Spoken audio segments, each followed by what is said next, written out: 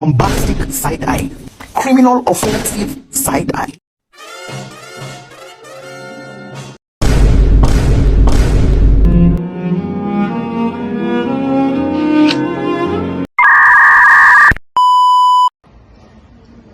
Selamat pagi teman-teman. Selamat pagi. Oke, di sini kami akan mempresentasikan dari kelompok 1. Perkenalkan, nama saya Acer Jasinoli.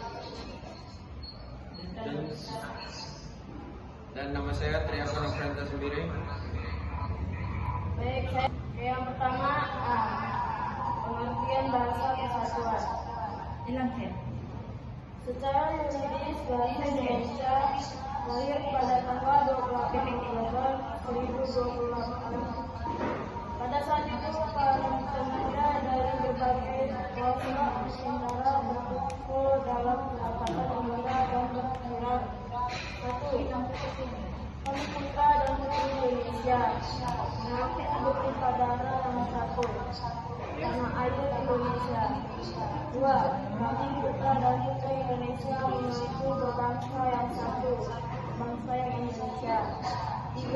Kami putra dan putri Indonesia menjunjung bahasa persatuan bangsa Indonesia.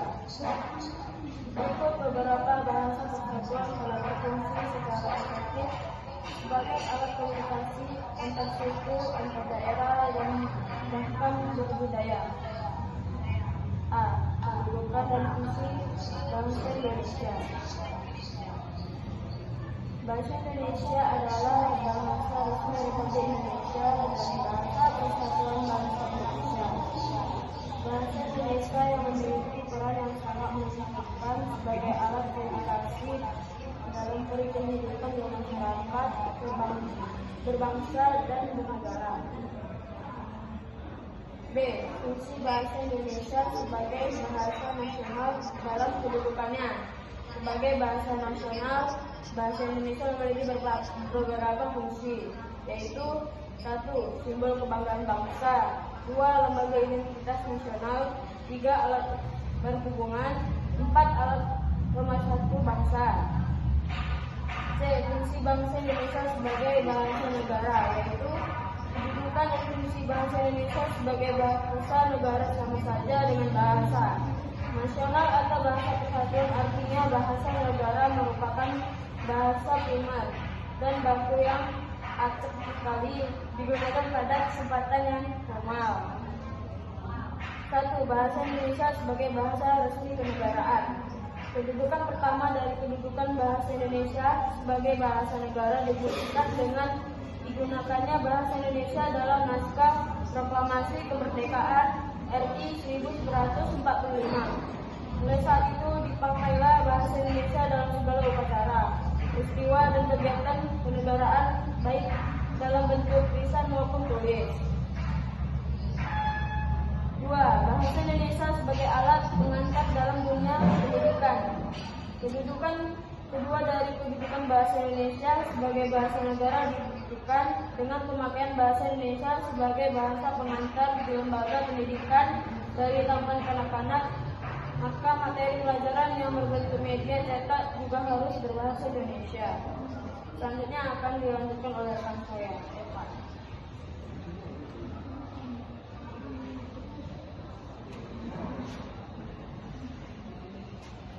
3. Bahasa Indonesia sebagai penghubung pada tingkat nasional untuk kepentingan perencanaan dan pelaksanaan pembangunan serta pemerintah.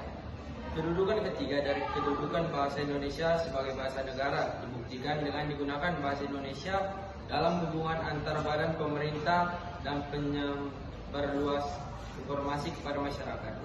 Tujuan agar isi atau pesan yang disampaikan dapat dengan cepat dan tepat diterima oleh masyarakat. 4. Bahasa Indonesia sebagai pengembangan budaya nasional, ilmu dan teknologi. Kedudukan kesempatan dari kedudukan bahasa Indonesia sebagai bahasa negara dibuktikan dengan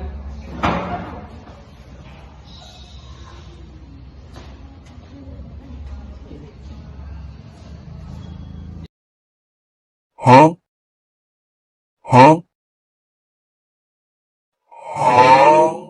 dibuktikan dengan penyebab ilmu pengetahuan dan teknologi, baik melalui buku pelajaran, buku-buku populer, majalah-majalah ilmiah maupun media cetak lainnya. Karena sangatlah tidak mungkin bila suatu buku yang menjelaskan tentang suatu kebudayaan daerah ditulis dengan menggunakan bahasa daerah itu sendiri dan menyebabkan orang lain belum tentu akan mengerti.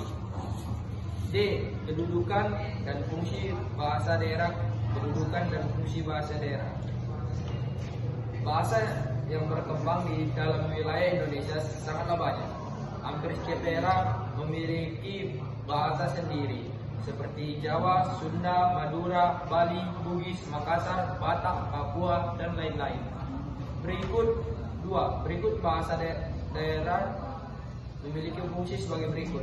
A. Dalam kaitannya dengan bahasa Indonesia. 1.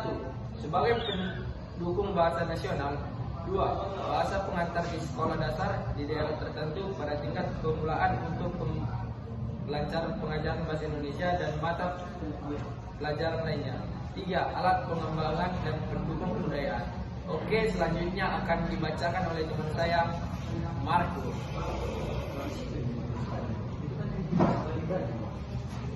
B. Dalam kedudukannya sebagai bahasa ibu. 1. Sebagai lambang kebanggaan daerah. 2. Lambang identitas daerah. 3. Alat penghubung di dalam keluarga dan masyarakat daerah. E. Peranan mahasiswa mempertahankan bahasa Indonesia sebagai pemersatu bangsa. Bahasa merupakan alat komunikasi yang paling sering digunakan dalam kehidupan sehari-hari. Kita sebagai warga negara Indonesia tentunya harus asli dalam berbahasa Indonesia yang baik dan benar. Bahasa Indonesia merupakan sebuah jembatan untuk mempersatukan beragam bahasa daerah yang ada di Indonesia. Kita sebagai generasi muda seharusnya berpartisipasi aktif dalam mempertahankan bahasa Indonesia. Selanjutnya akan dibacakan oleh saudara saya, Kevin. Cara-cara yang dapat dilakukan mahasiswa dalam mempertahankan bahasa Indonesia. 1. Memperluas pengetahuan tentang sejarah bahasa Indonesia hingga perkembangannya. 2. Meningkatkan minat membaca dengan membaca buku berbahasa Indonesia, pengetahuan tentang istilah baru atau penggunaan kata-kata yang tepat semakin bersambung. 3. Mengikuti perlombaan, seminar, pelatihan, atau acara apapun yang bertujuan memajukan bahasa Indonesia. 4. Mengedepankan bahasa Indonesia yang baik sebagai percakapan sehari-hari, bukan malah membanggakan bahasa gaul. 5. Aktif menulis di forum-forum dengan memakai bahasa Indonesia yang baik dan benar. 6. Turut serta langkah sederhananya bisa dimulai dengan memakai bahasa baku dalam berbagi informasi maupun berinteraksi di jejaring sosial. Sekian dari presentasi kami. Jika ada yang ingin bertanya,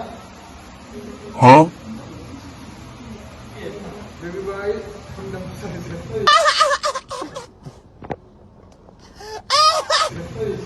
Karena kami sudah menjelaskan semuanya. Terima kasih. Terima kasih.